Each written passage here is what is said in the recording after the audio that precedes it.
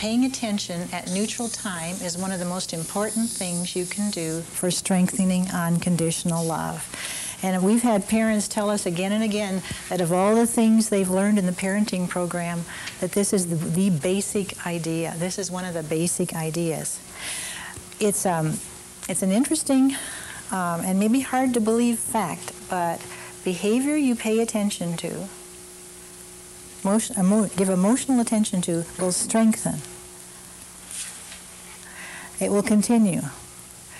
So in any one of these, if you pay emotional attention to it, it's likely to strengthen, which gives us a great deal of trouble over here with negative behavior. And we're going to spend a whole night talking about that later on. But when you pay it, I'm going to talk about these two tonight. So let's start off by talking about paying attention at neutral time. Why does it help a child to feel unconditionally loved if you pay attention to them at neutral times? I'm thinking of a woman who was in one of our classes, and she had gone home to try paying attention to kids at neutral times, and she said, you know, it dawned on me this week why I always knew my uncle loved me. My uncle loved me so deeply, and yet he never gave me a present. He never invited me over. He never took me anyplace. And yet I know in my bones my uncle loved me unconditionally. And the reason was, I was trying to figure out why. And I remembered, it flashed on my mind that he used to come over and talk with the family. And they'd just sit around the table and talk, have a cup of coffee. And I'd be hanging over the chair, just, you know, hanging around, listening. And he would look at me, and he'd smile and give me a wink. And she said, I just felt flooded with love. She didn't ask for it. She didn't deserve it. She hadn't done anything good to achieve it. He just loved her. Another woman told about how she went home. She said she came back and said, you know, this works with adults too. And she said her husband had been going to school full-time, working full-time. I mean, these two their relationship was deteriorating. And so she said, I've got to try to pay attention to him at neutral times. They were just sort of snipping at each other all the time, both of them feeling put upon and tired and taken for granted. And so she tried, when he was sitting in the room, in his bedroom, in the bedroom he had a desk, and can I use you as the okay. She would just go up behind him, and she just put her arm on his shoulder and put her head down here, you know, and said, how's it going, honey, you know? And then she turned around and walked out. That's all she did. Because when you pay attention at neutral times, you don't want to disrupt. I don't want to disrupt his studying. I don't want to I don't want to go over to my child playing a game and start playing the game with them. Just a touch, just to say hi. And the amazing thing to this woman and to all of us was that at the end of the week, he brought her flowers. I think this might have been in Lorraine's class. He brought her flowers. He had never brought her flowers before in their entire married life. And that is the power of paying attention at neutral time, because it isn't asked for. One night when I was younger, my husband and I used to go to a lot of big parties. And I remember one night I looked up across the room and caught his eye, and he gave me this big, sweet smile.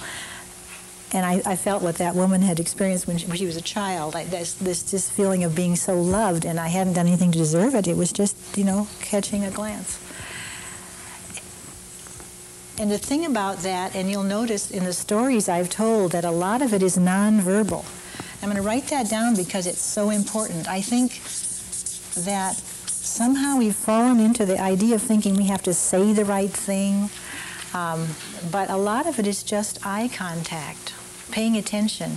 You know, you might try this with children. Next time you're with children and you're sitting at a table, usually, you know, just notice. Usually the adults at the table will meet each other's eyes and make very good eye contact with the adults.